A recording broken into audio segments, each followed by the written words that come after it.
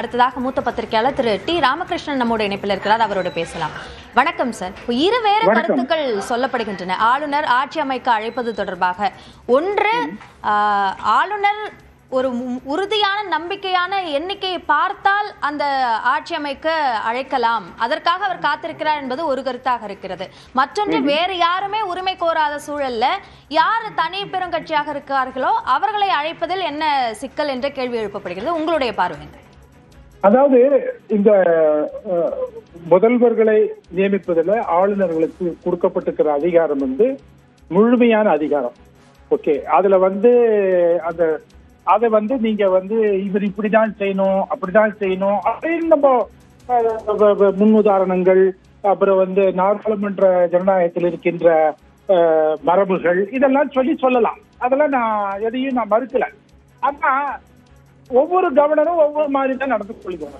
Okay, சில வழிமுறைகளை வைத்திருக்கிறார்கள், பல கமிஷன்கள் எல்லாம் சொல்லியிருக்கு. அதனால டிஸ்கிரிஷன் அவருக்கு முழுமையாக இருக்கிறது. இது ஒன்று. இதை நம்ம முதல்ல புரிஞ்சுக்கணும். டிஸ்கிரிஷனே இருக்கக்கூடாதுன்னா கிடையாது, டிஸ்கிரிஷன் இருக்கத்தான் இருக்கும். இது அதுதான் அடிப்படை.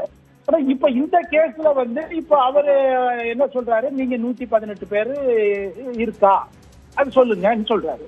ஓகே, இப்ப நீங்க சொல்லுங்க 118 பேர் இல்லைங்க, 118 பேர் தான் இருக்கு, நீங்க இருந்தாலும் நீங்க ஆதரிக்கலாம், எங்களை நீங்க கூப்பிடுங்கன்னு சொல்லுங்க. ஓகே, அது அவர் சொல்லலாம். அது இன்றைக்கே கூட அவர் நியமன இது கூட அவர் நியமன பத்திரிகை கூட அவருக்கு ஆணையை கூட கொடுத்துடலாம். ஏன்னா 1996 மத்தியில SD சர்மாவை பார்க்க தான் போனாரு வாஜ்பாய். போய் பார்த்து நாங்க ஆட்சி அமைக்கிறதுக்கு நாங்க தான் முதல் கட்சி, அதனால சொல்லுங்க. அவர் போனா அவர் ஒரு நிமிஷம் வெயிட் பண்ணுங்கன்னு சொல்லிட்டு அப்பாயின்மெண்ட் ஆர்டரை கையில கொடுத்துட்டாரு. ஓகே, சோ அது அதான் சொல்றேன், இந்த டிஸ்கிரிஷன் இங்க ஜனாதிபதிக்கும் குடியரசுத் தலைவருக்கும் ஆளுநர்களுக்கும் முழுமையாக இருக்கிறது. இந்த விஷயத்தில் மட்டும் okay, appointment of CM or PM முழுமையாக இருக்கிறது. அதனால அவர்கள் செய்வாங்க. இவர் இப்ப என்ன சொல்லலாம்னா, நீங்க இது செய்யுங்க, ஆட்சி இது பண்ணுங்க சொல்லிட்டு கவர்மெண்ட் இது பண்ணலாம், மத்த யாரும் வரல போல அப்படின்னு சொல்றாங்க. ரைட்டு, அதனால நீ உங்களை நான் CM ஆக்குறேன் அப்படின்னு சொல்லலாம். அவர் சொல்லித்தான் ஆகணும் அப்படின்றதுனா நீங்க அது ஒவ்வொருத்தரும் ஒவ்வொரு மாதிரி நடந்து கொண்டிருக்கிறார்கள். பட் 1952லயே சென்னை இருந்த பொழுது அப்போ காங்கிரஸுக்கு முழுமையான ஆதரவு வரல. தனி முதல் பெரும்பான்மை இல்லாமல் இருக்கின்ற மிகப்பெரிய கட்சியாகத்தான் காங்கிரஸ் வந்தது. அப்பொழுது ஆளுநர் நியமித்தாரு. அதுவும் அப்போ பல விமர்சனத்துக்கு உள்ளாக்கப்பட்டது. அதனால நீங்க மற்றவர்கள் இல்ல, இப்ப நீங்க பண்றீங்களா அப்படின்னு அவர் கேட்டு அவரு என்னை பொறுத்தவரையில் அரசியல் சட்ட ரீதியில எந்த தடையும் இல்லை. ஆனால் அரசியல் சட்டம் அதே சமயத்தில் அவருக்கு சில இதையும் கொடுத்திருக்கு, கொஞ்சம் அவருக்கு அந்த ஒரு லிபர்ட்டியும் கொடுத்திருக்காங்க. ஓகே, அதனால அவர் அதை இது பண்றாரு.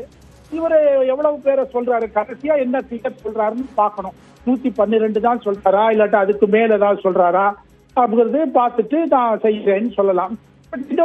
தானே 2 நாட்கள் கூட ஆகலையே. இப்ப நேற்றுக்கு ஒரு வாட்டி பார்த்துக்காரு, இன்னைக்கு ஒரு வாட்டி பார்க்க போறாரு. அதனால நம்ம அதுவும் நம்ம காத்திருக்கிறதுனால ஒன்னும் ஆயிட போறது இல்லை. ஏன்னா இங்க ஹார்ஸ் ட்ரேடிங் பண்றதுக்கு இந்த பக்கத்துல இருந்து அந்த பக்கம், அந்த பக்கத்துல இந்த பக்கம் போவதற்கு அந்த மாதிரியான நிலைமை இல்லை. ஓகே, ஒரு தாவேக்கா 107 வாங்கிட்டாங்க, மற்றவங்க எல்லாரும் 50, 40 தான் இருக்காங்க. அதனால அந்த 2 கட்சிகள் சேர்ந்தாலே ஒழிய மற்றபடி உங்களுக்கு வாய்ப்பு இல்லை. அதனால அது நடக்குமானா அது நடக்காதுன்னு தான் தோன்றது. பார்ப்போம், அவரு இன்றைக்கு பார்ப்போம், இன்றைக்குள்ள அவர் முடிவு எடுப்பார் நான் எதிர்பார்க்கிறேன். நன்றி திரு டி ராமகிருஷ்ணன், இணைப்பில் கருத்துக்களை பகிர்ந்து கொண்டமைக்கு. அடுத்ததாக பத்திரிகையாளர் திரு சுவாமிநாதன் நம்மோட இணைப்பில்